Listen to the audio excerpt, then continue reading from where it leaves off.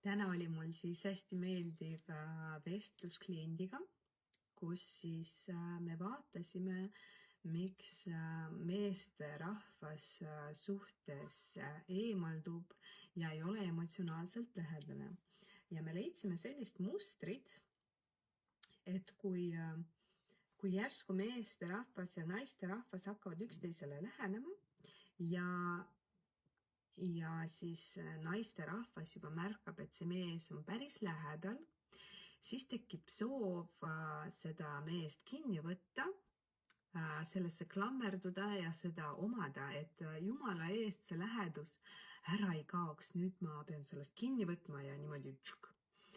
Ja kohe, kui naisterahvas tegi sellise sammu ja tahtis nagu meest omada või kinni võtta, et jumala eest see lähedus ära ei kaoks, siis meesterahva reaktsioon oli eemalduda. Ja siis naine ei saanud aru, et miks ta eemaldub. Aga tegelikult ju keegi ei taha klammerduvat ema suhtes ja klammerduvat naist. Ja see on loomulik reaktsioon eemalduda sellise käitumise peale. Ja siis me proovisime erinevaid variante, et kuidas saaks niimoodi, et näiteks, et ei teki klammerdumist ja eemaldumist selle peale. Ja me proovisime lihtsalt, kui me ei klammerdu, vaid lihtsalt see on nagu lähedust välja kannatada, kuigi kannatus ei ole päris hea sõna, aga see on see moment, kus ma otsustan mitte klammerduda ja mitte omada seda inimest. Ja ma lihtsalt olen ja vaatan teda ja see teine inimene on ka siin ja vaatab mind ja me ei tee mingeid klammerduvaid asju, omandamise soovi ei ole, sest see klammerdumise soov tekib hirmust, et see lähedus kaob nüüd järsku ära, et ma pean seda kinni hoidma. Aga kui ma tean, et see lähedus ära ei kao, siis need kaks inimest on lihtsalt ja vahepeal nad on lähemal, vahepeal nad on kaugemal ja see on nagu lill, mis kasvab õues. Et inimesed tihtipeale tahavad noppida seda lille ja tuua seda koju endale lähedale, et omada seda lille. Aga mis sellest lillest saab? See lihtsalt närbub mu käes ära.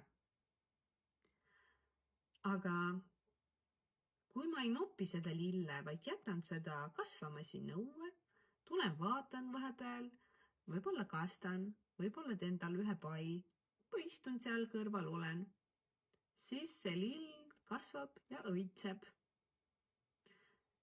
Et see klammerdumise soov tekitab inimestes vastureaktsiooni. Keegi ei taha, et tema külge klammerdutakse. Ja selle peale tekib eemaldumise soov.